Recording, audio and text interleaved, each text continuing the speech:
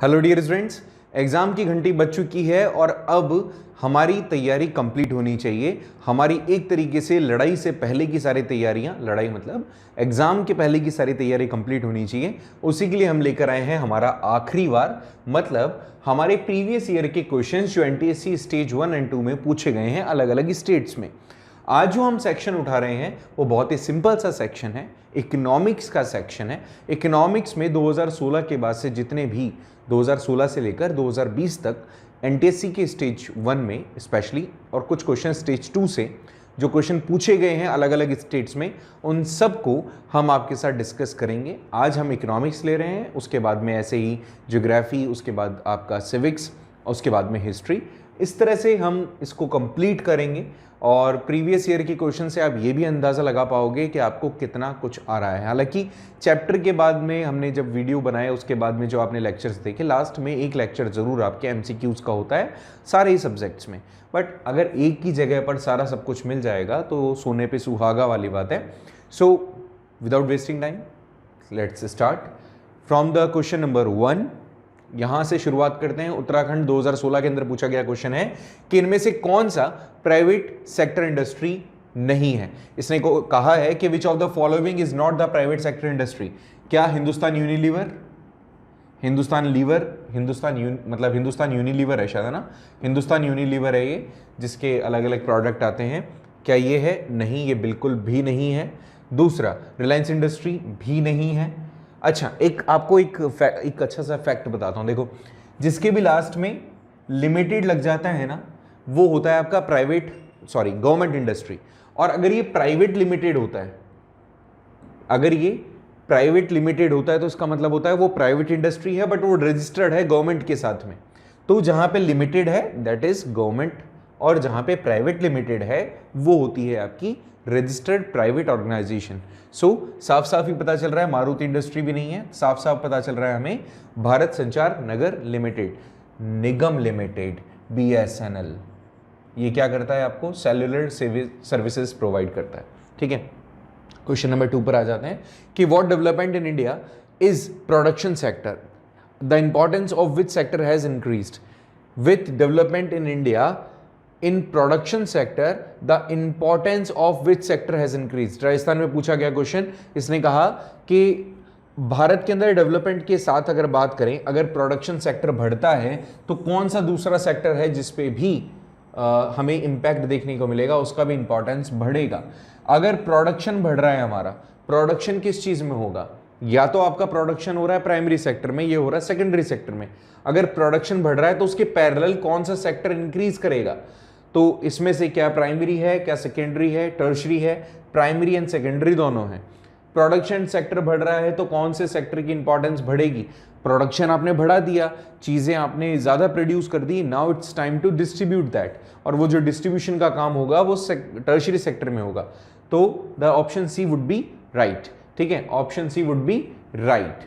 तो tertiary sector सही option होगा। आप तो ये तो जानते ही हैं, प्राइमरी का मतलब होता है एग्रीकल्चर रिलेटेड, सेकेंडरी का मतलब होता है आपका जो भी मैन्युफैक्चरिंग वाला पार्ट होता है, कोई भी चीज़ मैन्युफैक्चरिंग मशीन की मदद से प्राइमरी सेक्टर को कन्वर्ट किया जाए या प्राइमरी प्रोडक्ट्स को कन्वर्ट किया जाए किसी दूसरे सब प्रोडक्ट में, और फिर उसके बाद में सभी तक वो चीज़ पहुंचाई जाए, जिस भी तरीके से सर्विसेज प्रोवाइड की जाएगी वो कंसिडर किया जाएगा टर्शियरी सेक्टर में। होपफुली दोनों क्वेश्चन के आंसर सही गए होंगे आपके पास।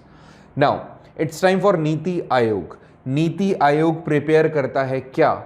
नीति आयोग क्या प्रिपेयर करता है?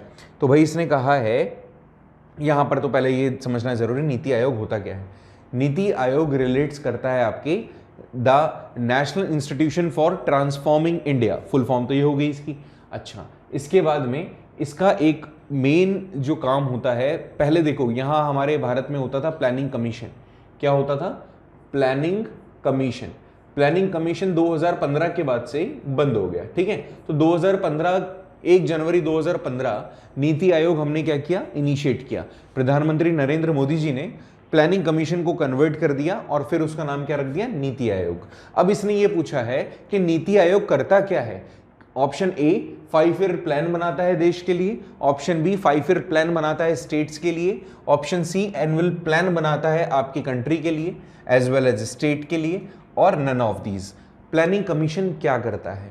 देखो 5 ईयर प्लान जो बनता था वो प्लानिंग कमीशन में, अब सॉरी नीति आयोग क्या करता है ये पूछ रहा है, तो प्लानिंग कमीशन के दौरान बनाया जाता था 5 ईयर प्लान, तो जब प्लानिंग कमीशन होता था, अब प्लानिंग कमीशन तो है ही नहीं, तो ये क्या करता है, ये प्लान्स को एग्जीक्यूट करने का काम करता है। एज मैंने आपको बताया कि इसका काम क्या है, इसका काम है कि ये बने हुए प्लान्स को एग्जीक्यूट करे। सो व्हाट, यहां पे नीति आयोग का काम होगा कि वो एग्जीक्यूट करेगा जो बने हुए प्लान्स हैं उसको, तो नन ऑफ दीज, यहां पे राइट ऑप्शन होगा डी।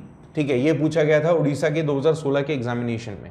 ठीक है, बहुत सारे क्वेश्चन आते हैं आपके डेवलपमेंट वाले चैप्टर से, सेक्टर्स ऑफ इंडियन इकोनॉमी वाले चैप्टर से, मनी एंड क्रेडिट से, तो अभी हम सिंपल सिंपल क्वेश्चंस ले रहे हैं कुछ, और मेरे हिसाब से जब ये क्वेश्चंस तुम पढ़ोगे तो तुम्हें ऑटोमेटिकली इन सभी का आंसर भी पता होगा। इस होप के साथ में क्वेश्चन नंबर 4 पे बढ़ते हैं। देखो भाई, इसने कहा कि इनमें से कौन सा सेक्टर है जो केवल सर्विस आर प्रोड्यूस, जिसमें सर्विस प्रोड्यूस की जाती है। बहुत ही सिंपल सा क्वेश्चन है, क्या ये प्राइवेट सेक्टर है, प्राइमरी सेक्टर है, सेकेंडरी सेक्टर है, टर्शियरी सेक्टर है?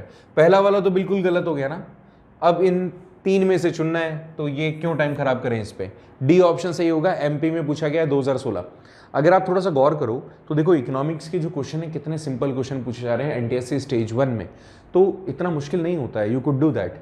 ठीक है, अगर आप उस टाइम पर एग्जाम दे रहे होते तो पास होते आप। ठीक है, चलिए आगे देखें कि इसने पूछा है on what basis the enterprises are classified in public and private sector. MP के अंदर पूछा गया है 2016 के अंदर। ओके, इसने कहा क्या बेस होता है जब एंटरप्राइजेस को पब्लिक और प्राइवेट सेक्टर्स में बांट दिया जाता है? क्या ये एम्प्लॉयमेंट कंडीशंस है, नेचर ऑफ इकोनॉमिकल एक्टिविटीज है, ओनरशिप है, या फिर नंबर ऑफ वर्कर्स है? देखो नंबर ऑफ वर्कर्स के हिसाब से नहीं हो सकता, एम्प्लॉयमेंट कंडीशन के हिसाब से भी नहीं हो सकता, नेचर ऑफ इकोनॉमिकल एक्टिविटीज के हिसाब से भी नहीं हो सकता। मैं ये तो बोल रहा हूं नहीं हो सकता है, बट आपको ये भी पता होना चाहिए क्यों नहीं हो सकता है। चलो जैसे एग्जांपल दूं मैं, एम्प्लॉयमेंट कंडीशन, भाई सभी जगह पर ऐसा तो है नहीं कि गवर्नमेंट जॉब वालों को केवल आराम के लिए ही वहां अपॉइंट किया गया है, ऐसा नहीं है। तो employment condition no doubt private sector में थोड़ा चाबी भर के रखते हैं और गवर्नमेंट वाले में थोड़ा सा वो ईजी होते हैं। ठीक है, और यहाँ पर अगर हम इकोनॉमिकल एक्टिविटीज़ की बात करें तो कुछ इकोनॉमिकल, दोनों ही इकोनॉमिकल एक्टिविटीज़ होती हैं, ऐसा तो होता ही नहीं कि उसमें इकोनॉमी का कोई रोल ही नहीं होता। और नंबर ऑफ वर्कर्स दोनों ही जगह कितने भी हो सकते हैं। ठीक है, लेकिन हाँ यहाँ ओनरशिप के हिसाब से है, पब्लिक का मतलब गवर्नमेंट ओनिंग हो गया और प्राइवेट का मतलब इंडिविजुअल या किसी फर्म के अंडर काम करने वाले ऑर्गेनाइजेशन से रिलेटेड हो गया। तो यहाँ पर ओनरशिप के बिहाफ पे you could classify the public and private sector. Hopefully ये चीज़ भी तुम्हें समझ में आ गई होगी। नेक्स्ट क्वेश्चन में इसने कहा है कि which activity can not be classified under the service sector. इनमें से कौन सा सर्विस सेक्टर का पार्ट कंसिडर नहीं किया जाएगा, कौन सा इसमें सर्विस सेक्टर का पार्ट नहीं माना जाएगा। ओके, देखिए क्या ये है आपका बिजनेस, क्या है education and health, gas and electricity, या कैटल रेयरिंग। ऑब्वियसली डी होना चाहिए। क्यों होना चाहिए डी? बिकॉज यहाँ पर इसने कहा कि जो बिजनेस है वो भी आपका सर्विस दे रहा है, एजुकेशन एंड हेल्थ सेक्टर है वो भी आपका सर्विस दे रहा है, गैस प्रोवाइड कर रहे हैं आप, इलेक्ट्रिसिटी प्रोवाइड कर रहे हैं, this is also be kind of service sector. But kettles को रेयर करवाना, आप खुद अपने जानवरों को चरा रहे हो, अगर हाँ आपने किसी पर्सन को अपॉइंट किया है और अगर वो रेयरिंग करवा रहा है तब तो आप मान के चलोगे कि this would be the right one. ठीक है, तो मतलब आप ये कह सकते हो कि सर्विस सेक्टर हो गया, नहीं है, सर्विस सेक्टर में काउंट नहीं करेंगे अगर आप खुद के एनिमल्स को, और यहाँ पर ऐसे क्लासिफिकेशन किया ही नहीं है कि खुद के है कि किसी और के है। अगर किसी और का है तो उसके लिए तो फिर सर्विस सेक्टर हो गया हो, लेकिन खुद का ही है, मैक्सिमम टाइम पर यही होता है कि खुद का है, तो ऐसे में यहाँ पे कैन नॉट बी में सबसे सुटेबल यही है।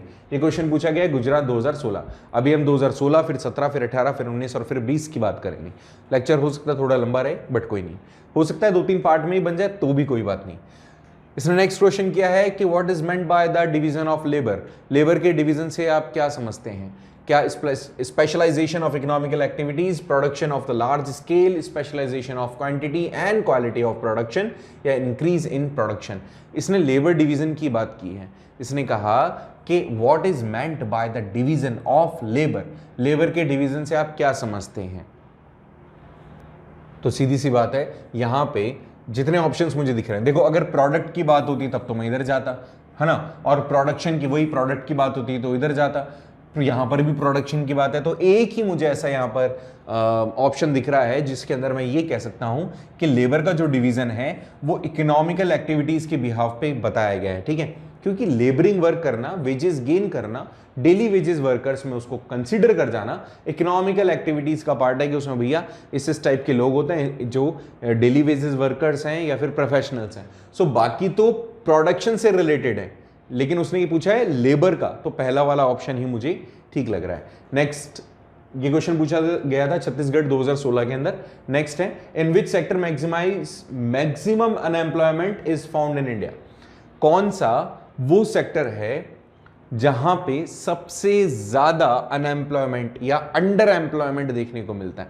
अच्छा, अनएम्प्लॉयमेंट नहीं कहा इसको, अंडर एम्प्लॉयमेंट कहा है। चलो भाई पहले दोनों चीज देख लेते हैं क्या होता है इसको। पहले तो ये समझो, अंडर एम्प्लॉयमेंट का मतलब होता है कि कोई व्यक्ति आपको लगेगा कि ही इज अर्निंग समथिंग, ठीक है। अनएम्प्लॉयड तो वो होता है जिसको कुछ भी नहीं मिल रहा होता, ठीक है। He is desirous to do work but he is not having any job, but somebody is on the job, he is earning something but he is earning less than its capability, but अगर वो अपनी capability से कम कमा रहा है तो he or she would be considered as under employment. तो इसने वही कहा है, चंडीगढ़ के अंदर पूछा गया क्वेश्चन 2016 के अंदर कि भाई बताओ कि कौन सा वो सेक्टर है जहां पर ऐसा आपको देखने को मिलता है, कौन से सेक्टर में ऐसा देखने को मिलता है। क्या ये सेकेंडरी सेक्टर है, क्या ये प्राइमरी सेक्टर है, टर्शियरी सेक्टर है, नन ऑफ द अबव। देखो हमारे यहां पर है ना, ये वाला जो सेक्टर है ना, देखो ये वाला तो ग्रोथ कर ही नहीं पाया आज तक। मैंने क्या कहा आपको, आप अगर अनएम्प्लॉयमेंट की बात करते तो मैं इसके साथ जाता, लेकिन इसने कहा अंडर एम्प्लॉयमेंट। आपको लगेगा कि लोग कमा रहे हैं लेकिन वो उनकी कैपेबिलिटी से बहुत कम कमाते हैं, तो यही तो होगा वो सेक्टर। क्यों होगा ऐसा? बिकॉज प्राइमरी सेक्टर के अंदर जो लोग या एग्रीकल्चर सेक्टर के अंदर जो लोग काम करते हैं उनसे 2 या 3 रुपए किलो के अंदर उनसे सामान खरीदा जाता है, और फिर जो बिचौलिए होते हैं, मीडिएटर्स होते हैं, वो लोग उसको काफी ऊंचे दामों में बेचते हैं जो भी उनसे गुड्स मिलता है। तो ऐसे में अंडररेटेड है, so that would be the right answer, option B. Next question पे बात करें तो बोलता है कि which sector contributed the highest in Bihar's income. Bihar के अंदर पूछा गया 2016 का क्वेश्चन कि कौन सा सेक्टर है जो बिहार की इनकम में सबसे ज्यादा कंट्रीब्यूशन देता है। तो भारत के अंदर लगभग हर जगह पर, कुछ एक जगहों को छोड़ दो जहां पे आपकी मैन्युफैक्चरिंग इंडस्ट्रीज काफी काम कर रही होंगी, बाकी भारत के अंदर हाईएस्ट कंट्रीब्यूशन जिस सेक्टर का है वो है आपका टर्शियरी सेक्टर। और यहां पर भी आपको ये याद रखना है कि टर्शियरी सेक्टर ही है क्या यहाँ पे सर्विस सेक्टर, बिल्कुल, या तो सर्विस सेक्टर कह दो या टर्शियरी सेक्टर कह दो, एक ही बात है। The service sector is there जो कि हाईएस्ट कंट्रीब्यूशन देता है बिहार की इनकम में। 2016 के अंदर पूछा गया क्वेश्चन था, अच्छा क्वेश्चन है। नेक्स्ट क्वेश्चन पे आ जाते हैं। इसने पूछा है कि किस टाइप की इनकम अर्न की जाती है प्रोडक्शन से। वेस्ट बंगाल का क्वेश्चन है कि कोई चीज प्रोड्यूस करो आप, okay, what type of income is earn through production, okay, which type of income is produced is earn through production. West Bengal 2016 के अंदर पूछा गया question, pension, unemployment allowances, grant या रेंट ऑफ द लैंड। देखो यार इस क्वेश्चन को थोड़ा समझो ना, तभी आपको ये चीज समझ में आएगी। अगर इसको थोड़ा सा और बारीकी से पढ़ेंगे अगर अपन, किसने कहा कि किस तरह की इनकम कमाई जा सकती है प्रोडक्शन करके, किस तरीके की इनकम कमाई जा सकती है प्रोडक्शन करके। सो यहां पर हम प्रोडक्शन कर रहे हैं, ठीक है, तो कौन सा फैक्टर होगा जो कि रिस्पॉन्सिबल होगा हमारी अर्निंग के लिए। सो अगर मैं यहां पे बात करूं पहले पॉइंट की, तो पेंशन गवर्नमेंट सेक्टर से रिलेटेड है, अनएम्प्लॉयमेंट अलाउंसेस बेरोजगार होना, जबकि हम तो यहां प्रोडक्शन कर रहे हैं, ठीक है, and rent of the land. हाँ देखो एक ऑप्शन ये वाला सूटेबल हमें दिख सकता है। क्यों दिख सकता है? इसलिए बिकॉज अगर किसी पर्सन के पास में जमीन थी एंड उस पर्सन ने अगर जमीन को उस पर अगर कोई इंडस्ट्री सेटअप करने के लिए दे दी है, तो उससे मिलने वाला रेंट एक तरीके से इनकम होगी उसकी, और यही जो इनकम है एक तरीके का आपका अर्निंग सोर्स बन सकती है through the production, okay. And grants का मतलब होता है किसी चीज के लिए छूट देना। अमूमन गवर्नमेंट की तरफ से ग्रांट्स मिलती है, किसी कोई सब्सिडी बोल सकते हो ना अपन, तो वो सब्सिडी वाला पार्ट भी वो लेकिन आपकी इनकम नहीं होती है ना, ये याद रखना। इसने इनकम के बारे में कहा है, so option C would be right. ठीक है, next question, world labour day, ये वाला थोड़ा सा अच्छा क्वेश्चन है, आपको ये पता होना चाहिए, एक ना एक क्वेश्चन जरूर मिलता है किसी ना किसी डे से रिलेटेड। अच्छा, जब आप एग्जाम देने जाएं तो 2-3 चीजें याद रखें, जब भी आप एग्जाम देने जाएंगे उसके पहले वाले मंथ का और उसके आने वाले मंथ का और सेम मंथ का, कम से कम 3 मंथ से रिलेटेड जो जो सेलिब्रेशन हम करते हैं, जिस जिस वर्ल्ड वाइड जो भी डे सेलिब्रेट किए जाते हैं उनको जरूर याद करके जाएं, उनके डेट जरूर याद करके जाएं।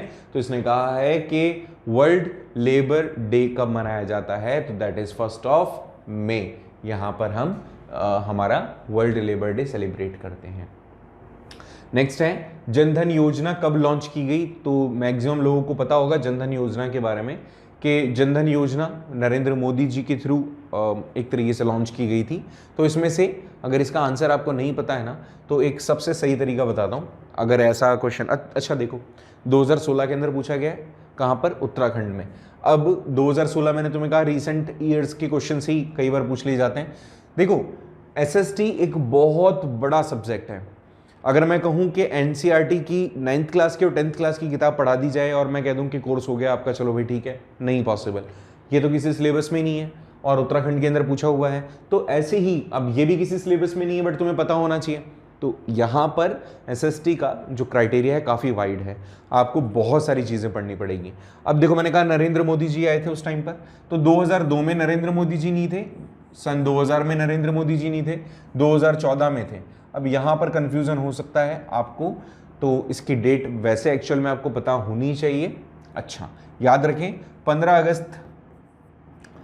अगस्त 2014 नरेंद्र मोदी जी जब प्राइम मिनिस्टर बने तो उन्होंने लाल किले से इसकी अनाउंसमेंट की थी जनधन योजना की, कि सबके खाते खोले जाएंगे, सबके खातों में पैसा डाला जाएगा, इस तरह की चीज़ें उन्होंने कही थी और इसको एग्जीक्यूट किया था उन्होंने। 15 अगस्त को अनाउंसमेंट और 28 अगस्त को उन्होंने इस चीज़ को लॉन्च किया। तो राइट आंसर होगा बेटा आपके लिए ए, ठीक है, राइट आंसर क्या होगा, ए। नेक्स्ट है पॉपुलेशन किस टाइप का रिसोर्स होती है, रिसोर्स का मतलब जो ह्यूमन नीड्स को फुलफिल करे, सेटिस्फाई करे, that is consider as resource. तो ये भी आपके उत्तराखंड में पूछा गया क्वेश्चन 2016 कि पॉपुलेशन किस टाइप का रिसोर्स होती है, क्या ये फिजिकल रिसोर्स होती है, अबायोटिक होती है, ह्यूमन होती है या नन ऑफ दीज। अब पॉपुलेशन है, जनता है, तो जनता किस टाइप का होगा, ह्यूमन रिसोर्स होगा। तो राइट ऑप्शन हमारे लिए होगा सी, ठीक है। नेक्स्ट क्वेश्चन पे बात करें कि what kind of assets are doctor, teachers, engineers, tailors या इकोनॉमिक्स के अंदर या इकोनॉमी में इस टाइप की जो असेट्स हैं, इनका जो नाम यहाँ पर दिया है, ये किस टाइप के असेट्स हैं, क्या ये फिजिकल है, क्या ये ह्यूमन है, क्या ये कैश है या फिर ऑल ऑफ द अबाउ। देखो 2016 दोनों क्वेश्चन मैच कर गए। ये भी क्या है आपका एक तरीके का ह्यूमन असेट्स। कई बार पेपर इतना सिंपल आता है ना एनटीएससी का स्टेज 1 का कि बहुत सारे बच्चे पास हो जाते हैं अगर थोड़ा बहुत ही पढ़ के गए हैं तो।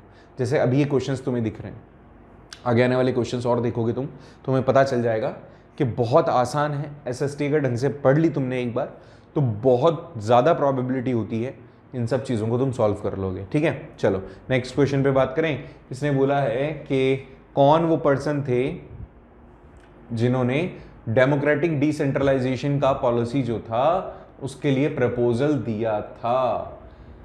Okay, who was the chairman of the committee which proposed democratic decentralisation and Panchayati Raj system. कौन थे वो। अब ये चीज़ तुम्हें शायद नहीं पता होगी, इसके लिए थोड़ा सा अच्छे से समझ लेना। यहाँ पे राइट ऑप्शन है बेटा बी। टाइम था 1957 का जब एक कमेटी बनाई गई, उस कमेटी का नाम था बलवंत राय मेहता कमेटी। इस कमेटी का मकसद क्या था कि हमारे यहाँ पे डेमोक्रेसी के अंदर पावर का डिसेंट्रलाइजेशन होना चाहिए, मतलब सीनियर टॉप जो पावर है उसको उनसे लेकर के जो छोटे तमके हैं उनमें भी पावर डिस्ट्रीब्यूट की जानी चाहिए, जिसको आगे चल करके आपने पंचायती राज नाम दिया, ठीक है। तो सबसे पहली बार पंचायती राज सिस्टम को इंट्रोड्यूस किया था बलवंत राय मेहता की कमेटी ने, और 1957 की बात है, रिफॉर्मेशन हुए, इनकी पॉलिसीज को एक्सेप्ट किया गया, बट काफ़ी बाद में जाकर के स्टेट्स को फोर्स नहीं किया गया था। उन्होंने कहा कि ठीक है जिसको पंचायत चलानी है चलाओ, कुछ चलाते थे कुछ नहीं चलाते थे, but officially finally 73rd amendment के बाद में पंचायती राज 73rd और 74th अमेंडमेंट, इंडियन कॉन्स्टिट्यूशन के 74th अमेंडमेंट 1976 के अंदर ये जो अमेंडमेंट्स किए गए, इसके थ्रू हमने पंचायती राज और म्यूनसिपैलिटीज वाले जो सेक्शंस थे, म्यूनसिपैलिटीज और पंचायती राज सिस्टम को अडॉप्ट किया as a third government, third tier of government. तो ये याद रखेंगे आप, बलवंत राय मेहता। ये यूपी के अंदर पूछा गया क्वेश्चन है 2016 के अंदर। अच्छा क्वेश्चन था, थोड़ा सा याद रखें। नेक्स्ट है कि who among the following received Nobel prize in the field of economics. बहुत अच्छा क्वेश्चन। देखिए, इन्होंने पूछा है इकोनॉमिक्स के फील्ड में नोबेल प्राइज किसे मिला था इनमें से। क्या ये मदर टेरेसा थी, क्या रविंद्रनाथ टैगोर थे, अमर्त्य सेन थे, सीवी रमन थे। यूपी के अंदर क्वेश्चन पूछा गया है, इसका मतलब यूपी का जो पेपर है थोड़ा सा सॉलिड आएगा, ठीक है, जिस हिसाब के अभी तक क्वेश्चन अपन ने देखे हैं। तो अगर यूपी वाले क्वेश्चंस देख रहे हैं, यूपी वाले अपने वीडियो को देख रहे हैं, तो थोड़ा सा आप रीसेंट चीज़ों को पढ़ के जाना और थोड़ा सा बाहर का भी आपको नॉलेज होना चाहिए, ठीक है। तो मदर टेरेसा किससे रिलेटेड थी? आप सबको पता होगा कि मदर टेरेसा ने काम जो किया था वो ह्यूमन वेलफेयर में किया था, तो ये इकोनॉमिक्स से रिलेटेड नहीं है। रविंद्रनाथ टैगोर बहुत सारी कविताएं लिखते थे, लिटरेचर से रिलेटेड थे, तो ये लिटरेचर के हैं। ये इकोनॉमिस्ट थे ये इकोनॉमिस्ट थे, तो सही आंसर तो हमारा अमर्त्य सेन है।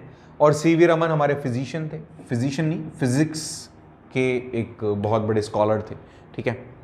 तो ऐसे में सीवी रमन नहीं होगा, मदर टेरेसा ह्यूमैनिटीज़ में और लिटरेचर में, और अमर्त्य सेन आपके इकोनॉमिक्स में, ठीक है। सो ये वाला ऑप्शन सही होना चाहिए। अच्छा, एक और इसमें एक क्वेश्चन और बन रहा है, मेरे दिमाग में आ रहा है कि भारत का पहला व्यक्ति जिसने नोबेल प्राइज जीता था 1913 में, 1913 में फर्स्ट नोबेल प्राइज जिसने जीता था वो थे हमारे भारत से रविंद्रनाथ टैगोर। लिटरेचर के अंदर 6 फील्ड होती हैं जिसमें आप नोबेल प्राइज डिस्ट्रीब्यूट करते हो, उनमें से लिटरेचर भी एक है, ह्यूमैनिटीज़ भी एक है, आपके फिजिक्स एक है, और आपकी, जैसे मैंने आपको बताया, इकोनॉमिक्स एक है।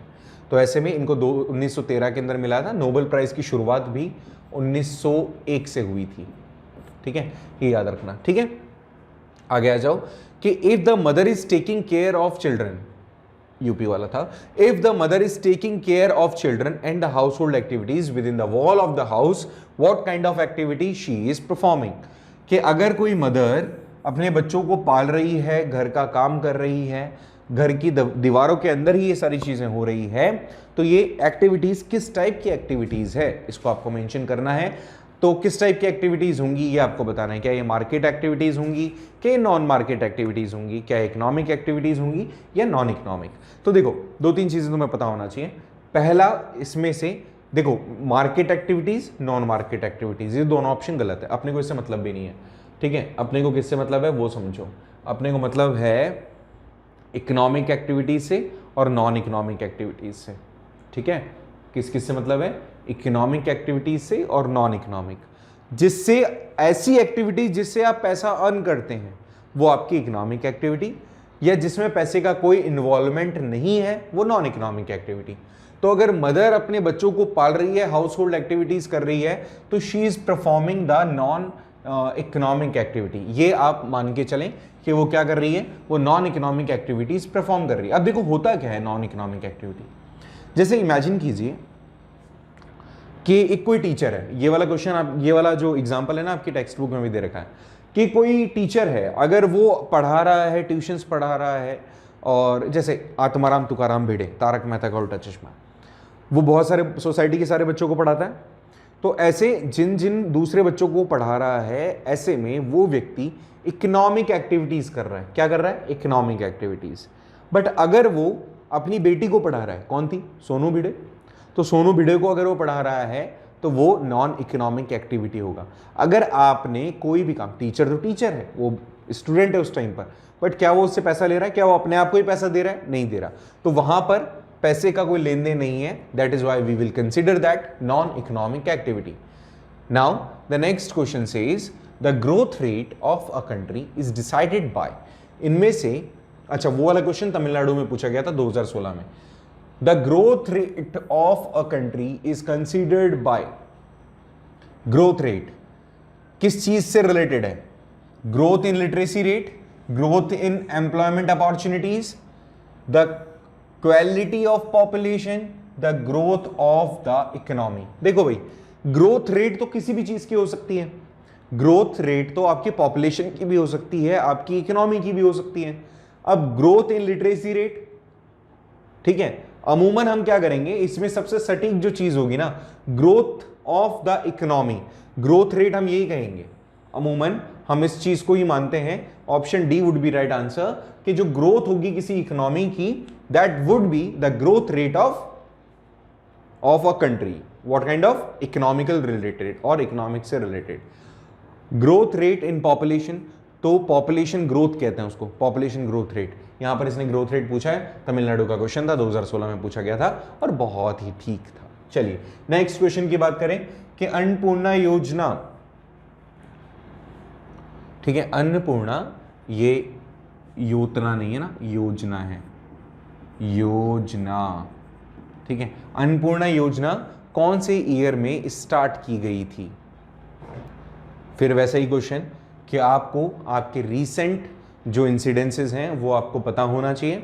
तो अगर इस चैप्टर को आपने पढ़ा है तो आप इसके बारे में भी डिटेल में आपने पढ़ा होगा, ठीक है। सो ये वाला जो हमारी योजना थी सन 2000 के अंदर शुरुआत की गई थी, राजस्थान के अंदर पूछा गया क्वेश्चन है 2016 में।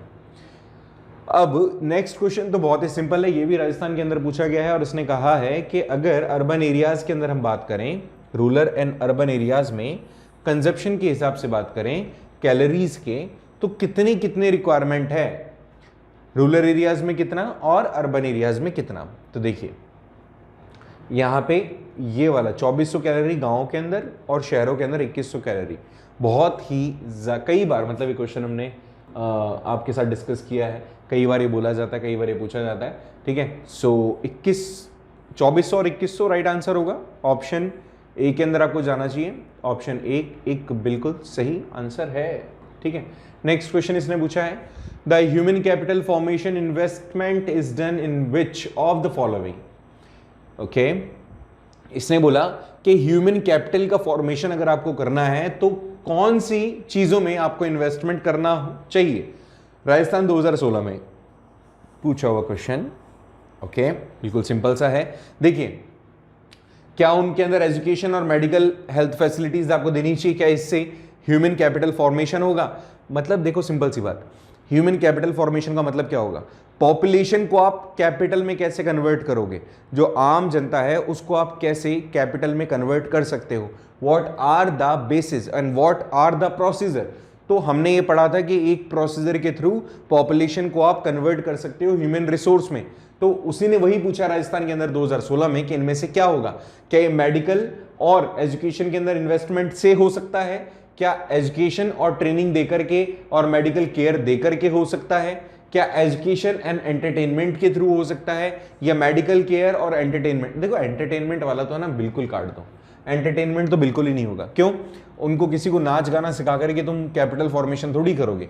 कैपिटल फॉर्मेशन के लिए तो जरूरी है उसमें कुछ हुनर इनबिल्ट किया जाए, मतलब उसमें डाला जाए। तो ऑप्शन ए और बी जो है बिल्कुल सटीक ऑप्शन है। वैसे हमने हमारे चैप्टर्स में पढ़ा था, हमने हमारे चैप्टर्स में इसको डिस्कस किया था जब हम बात करते हैं एजुकेशन और हेल्थ केयर फैसिलिटी को देने की। लेकिन देखो ऑप्शन बी वाला जो आप अगर फोकस करेंगे तो थोड़ा सा और एक स्टेप आगे है। स्किल इंडिया वाला प्रोग्राम है ना, स्किल इंडिया वाला भी आपको कहीं ना कहीं ह्यूमन कैपिटल फॉर्मेशन में मदद करता है। तो अगर उन दोनों में से चूज करना हो तो बी को चूज करिएगा आप। पहला वाला ऑप्शन सही है, बट इसमें एक तरीके से और ग्रेस दे दी उन्होंने कि उनको स्किल करके, स्किल्ड उनको बना करके, कोई स्किल उनको प्रदान करके भी आप कॉमन जो पॉपुलेशन है उसको ह्यूमन कैपिटल में कन्वर्ट कर सकते हैं। So this would be the right according to me. हाँ, नेक्स्ट क्वेश्चन कहता है कि 2001 की जनगणना के हिसाब से लिटरेट पर्सन किसको कंसिडर किया जाता है। 2016 राजस्थान में पूछा गया क्वेश्चन है। तो एक व्यक्ति जो पढ़ लिख सकता है, दूसरा पढ़ लिख सकता है किसी भी भाषा में, और वो पढ़ना जानता है, लिखना जानता है और उसको असेस करना जानता है, ठीक है, मतलब अर्थमेटिक, थोड़ा सा उसको आप समझ पाते हो कि वो क्या कहना चाह रहा है। लेकिन सही ऑप्शन तो हमने कई बार पढ़ा है ना कि 7 साल से एज ज़्यादा होनी चाहिए और वो किसी भी भाषा में, उसकी जो मदर टंग है उसमें वो पढ़ा लिखना चाहिए, समझना चाहिए, उसको हम क्या कहते हैं, लिटरेट कहते हैं। सो यहाँ पे जो राइट आंसर होगा बच्चा वो होगा ऑप्शन नंबर डी। राजस्थान 2016 के अंदर पूछा गया क्वेश्चन है। नेक्स्ट पंजाब में पूछा गया 2016 का क्वेश्चन कि when there is investment made in the form of education, training and medical care of the population, what it becomes। तो फॉर श्योर इसका आंसर, अगर देखो 2016 के अंदर क्वेश्चन कितना ज्यादा कोरिलेटेड था। एक काम और करना आप, जिस स्टेट के अंदर अभी एनटीएससी के नाम पर या फिर जो उनके state talent search examination STSE जो एग्जामिनेशन होते हैं जिस राजस्थान में हो गया है, उनका पेपर ज़रूर ले लेना और सॉल्व करने की कोशिश करना, उससे बहुत बेनिफिट तुम्हें मिलेगा। कुछ सब्जेक्ट में चेंजेस होते हैं बट हाँ बहुत बेनिफिट मिलेगा, जरूर लेके देखना। जैसे देखो 2016 से क्वेश्चन मैच कर गया ऊपर वाला, अभी इसका राइट आंसर हमें सबको पता है, ऑप्शन बी होगा right answer. Match as it is कर रहा है, बस लैंग्वेज थोड़ी सी इन्होंने बदल दी, ऑप्शन उन्होंने पहले दे दिया था और यहाँ पे क्वेश्चन में वो चीज इन्होंने इन्वॉल्व कर दी। सो 23rd का सही आंसर बी। नेक्स्ट क्वेश्चन कहता है कि in India which one is not indicator of the level of economical development. इनमें से इकोनॉमिकल डेवलपमेंट का कौन सा इंडिकेटर नहीं है। मतलब आप इकोनॉमी को, आप कई बार क्या होता है जो ह्यूमन डेवलपमेंट इंडेक्स हम पढ़ रहे होते हैं या फिर इकोनॉमी जब हम डिस्कस कर रहे होते हैं तो कई सारे फैक्टर्स के बारे में हम बात करते हैं जिससे किसी देश का इकोनॉमिकल डेवलपमेंट हम जज कर पाए। ठीक है, तो इनमें से 4 ऑप्शन में से, हालांकि क्वेश्चन थोड़ा सा कंफ्यूजन क्रिएट कर सकता है, 2016 पंजाब के अंदर पूछा गया क्वेश्चन है, कहता है इनमें से कौन सा इंडिकेटर आपके इकोनॉमिकल डेवलपमेंट को नहीं बताता। क्या ये पर कैपिटा इनकम है, क्या एक्सपेक्टेशंस ऑफ लाइफ है, क्या ये पॉपुलेशन है, क्या ये लिटरेसी रेट है। इनमें से कौन सा ऑप्शन आपको लग रहा है कि ये इंडिकेटर नहीं है। अब देखो बात समझो, अगर मैं 2 चीजें निकाल दूं, मतलब अगर मैं 50-50 कर दूं इसके साथ, तो पर कैपिटा इनकम मुझे पता है कि ये तो होता है और ये भी होता है, लिटरेसी रेट भी। ठीक है, तभी तो पढ़े लिखेंगे, पढ़ेगा इंडिया, तभी तो बढ़ेगा इंडिया। तो भाई अब बचे 2 ऑप्शन, बी और सी। इन दोनों ऑप्शन में से थोड़ा सा हो सकता है कंफ्यूजन बच्चों को क्रिएट हो रहा हो। अब इसने बोला इकोनॉमिक डेवलपमेंट का इंडिकेटर नहीं है, तो अब बात समझो ना, लाइफ एक्सपेक्टेंसीज जितना वो जिएगा, कुछ तो ऐसे होते हैं बहुत जल्दी मर जाएंगे, है ना, यूथ, या फिर एक पूरी प्रॉपर एज लेकर के मरेंगे। तो देखो लाइफ एक्सपेक्टेंसीज तो कहीं ना कहीं काउंट की जाती है इकोनॉमिकल डेवलपमेंट में। बुढ़ापे में सारे लोग बूढ़े ही हैं, जवान है ही नहीं, तो वहां पे कंट्री डेवलप नहीं कर पाती है। पॉपुलेशन क्या है, पॉपुलेशन तो एक सिंपल सा एक टर्म हो गया, नाउन हो गया, है ना। तो पॉपुलेशन तो पूरी जनसंख्या होगी, उसका क्या इंडिकेटर। यहाँ अगर इसमें ये होता कि डिक्रीमेंट या इंक्रीमेंट किसी भी तरीके का, या फिर ग्रोथ, या फिर थोड़ा सा डाउनफॉल, अगर कुछ भी मैं यहां पर मेंशन करता तो जाके मैं इसमें ऐड कर सकता था कि ये ऑप्शन गलत होगा, है ना, मतलब इससे रिलेट करेगा। सो मेरे हिसाब से ऑप्शन सी के साथ तुम्हें जाना चाहिए। नेक्स्ट क्वेश्चन पे बात करूं मैं, ये भी आपके पंजाब 2016 में पूछा गया क्वेश्चन है कि जो सोशलिस्ट इकोनॉमी होती है उसके फीचर क्या होते हैं। सोशलिस्ट के फीचर्स इसमें से कौन से होते हैं कि सोशलिस्ट इकोनॉमी को कंट्रोल करती है गवर्नमेंट, साथ ही साथ ऑप्शन बी को अगर अपन देखें तो यहां पे ओनरशिप जो होती है वो कलेक्टिव होती है, मतलब गवर्नमेंट और प्राइवेट दोनों मिलके करते हैं। ऑप्शन सी कहता है कि यहां पे कंपटीशन बहुत होता है, साथ ही साथ यहां पे डी ऑप्शन कहता है कि यहां पे मार्केट के अंदर आपको फ्रीडम देखने को मिलेगी। और लास्ट ऑप्शन है सोशलिस्ट इकोनॉमी का कि यहां पे वेलफेयर ऑफ सोसाइटी जरूर होगा। अब देखो यार, तुमने अच्छे से पढ़ा है, समझा है कि जो सोशलिस्ट इकोनॉमी होती है, एक कैपिटलिस्ट इकोनॉमी होती है, एक मिक्स्ड इकोनॉमी होती है। आपने क्लास 9th में ही पढ़ा था जब यूएसएसआर और जो अमेरिका थे उन्होंने दोनों ने आइडियोलॉजिकल डिफरेंसेस को एक्सेप्ट किया था। जो यूएसएसआर था उसने सोशलिस्ट इकोनॉमी, और जो यूएसए था उसने कैपिटलिस्ट इकोनॉमी का अडॉप्ट किया, और हमने मिक्स इकोनॉमी को। अब इसने वो पूछा है कि भैया इनमें से कौन सा फीचर होता है। तो देखो सोसाइटी का वेलफेयर जिसमें रखा जाता है वो तो सबसे प्रायर है। अब मेरे सामने तो एक ही ऑप्शन है इसमें कि ऑप्शन ई जहां पर है सोशलिस्ट इकोनॉमी, जहां पे सोसाइटी का वेलफेयर होगा, तो पहले तो देखो किसी भी और ऑप्शन के अंदर ई है ही नहीं, तो मैं दूसरे पे गौर करूंगा नहीं, मुझे डायरेक्ट आंसर मिल गया। लेकिन फिर भी यहां पर और ऑप्शन भी देख लेते हैं एक बार। देखो ऑप्शन ए क्या कह रहा है, ऑप्शन कह रहा है गवर्नमेंट का कंट्रोल होना चाहिए। बिल्कुल होना चाहिए, क्योंकि गवर्नमेंट पैसा कमाने के लिए सरकार नहीं चला रही है, वो चला रही है देश का विकास करने के लिए, डेवलपमेंट करने के लिए। तो ऑप्शन ए अच्छा है। ऑप्शन नंबर बी क्या कह रहा है कि यहाँ पे ओनरशिप कैसे होती है, कलेक्टिव होती है, सारा काम सरकार नहीं कर सकती, प्राइवेट लोगों को भी आना पड़ेगा।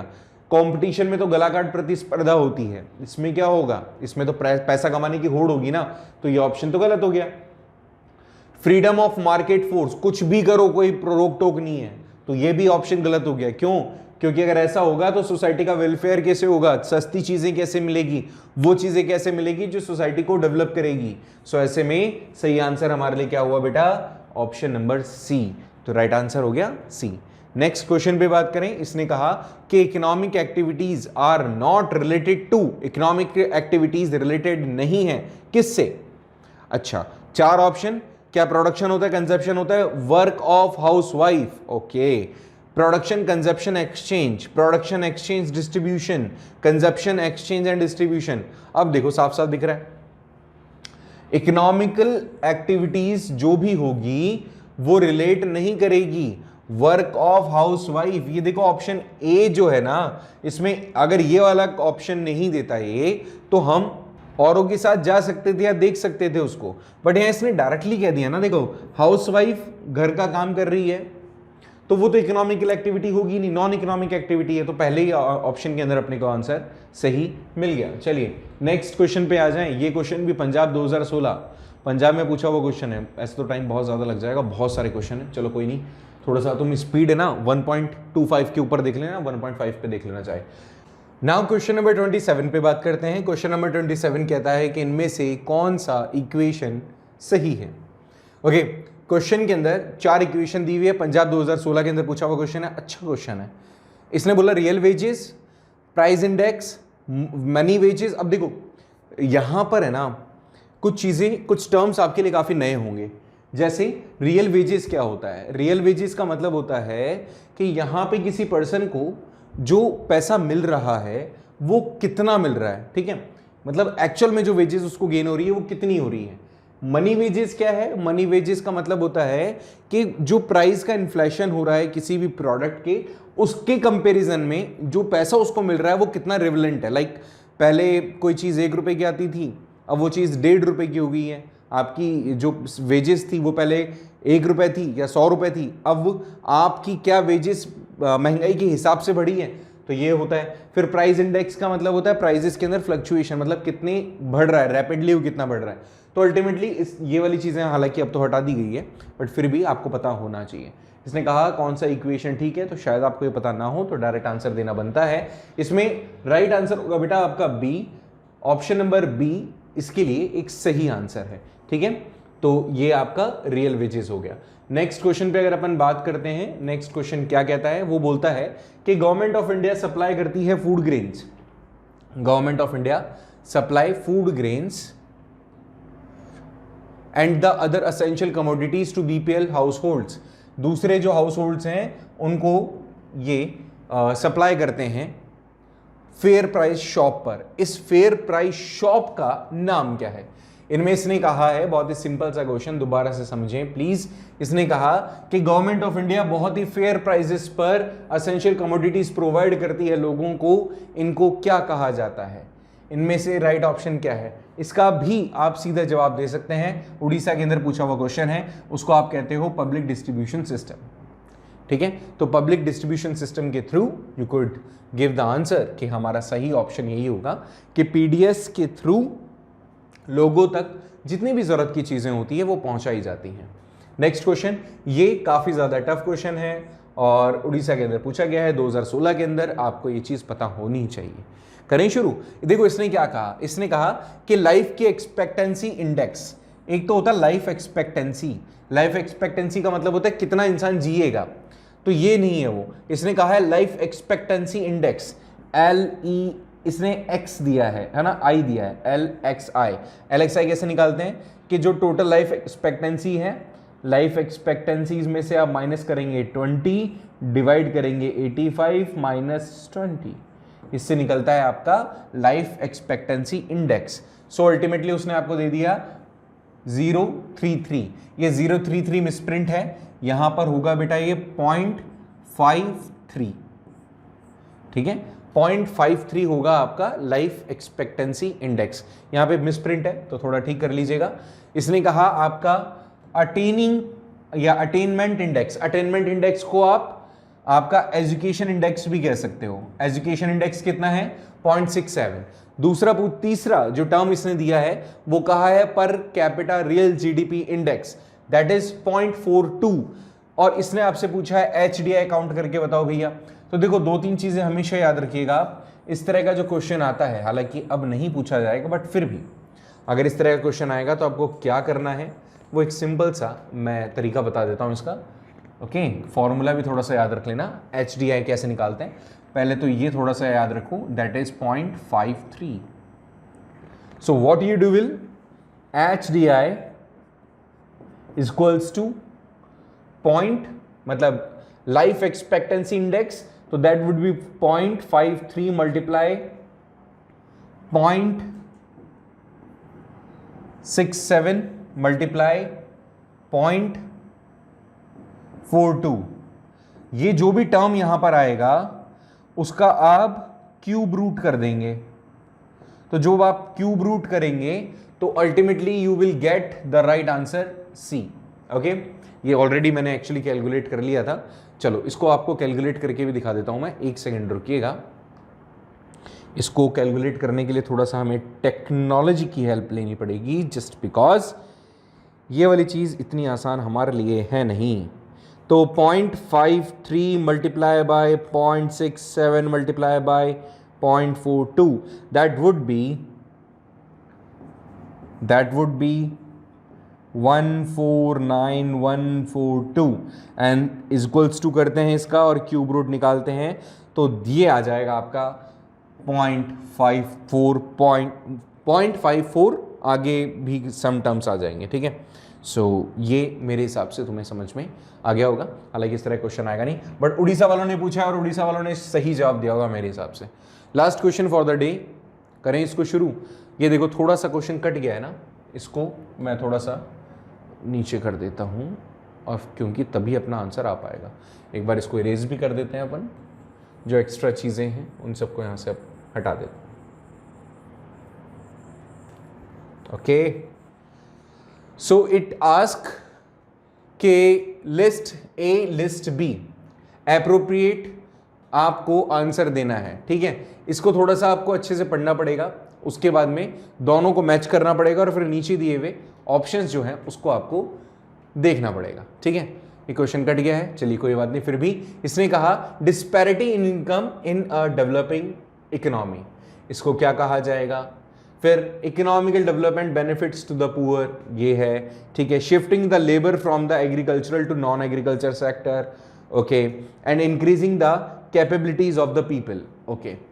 अब यहां पर देखो जो जो मैच कर सकते हैं, shifting of labour from agriculture to non agriculture sector, क्या ये हो सकता है? हो सकता है, बिल्कुल, क्यों नहीं हो सकता है, बिल्कुल होगा। Next, increase in the capabilities of the people, तो इसको क्या कहेंगे अपन, increasing the capabilities of the people, okay. क्या ये हो सकता है human development, less redistribution of income in a favour of poor. चलो दूसरा और देखते हैं, disparity in income in developing countries, disparities in income in the developing countries, developing economy, क्या ये होगा आपके trickle down the theory, less redistribution of income, okay.